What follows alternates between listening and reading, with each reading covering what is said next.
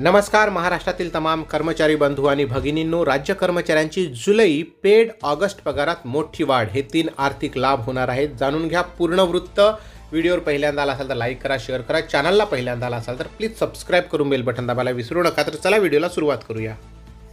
राज्य कर्मचाऱ्यांची जुलै paid August पगारामध्ये मोठी वाढ होत आहे। सदर महिन्याच्या पगारासोबत 3 मोठे आर्थिक लाभ कर्मचाऱ्यांना मिळणार आहे।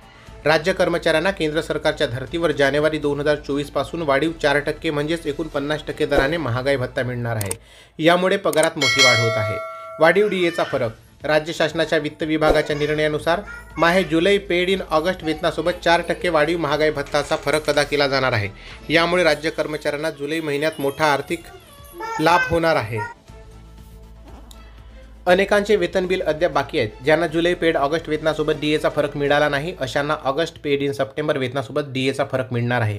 दरवर्षी राज्य कर्मचाऱ्यांना माहे जुलैमध्ये वार्षिक वेतनवाढ लागू करण्यात येते।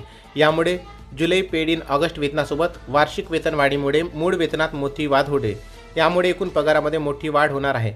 वार्षिक वेतनवाढीची प्रक्रिया काही कार्यालयामध्ये विलंबाने होत असल्याने कर्मचाऱ्यांना विलंबाने वेतनवाढीचा लाभ मिळतो। आता अनेक कर्मचाऱ्यांना वार्षिक वेतनवाढी न लागल्याने जुलै महिन्याचा पगार लांबणीवर जात आहे।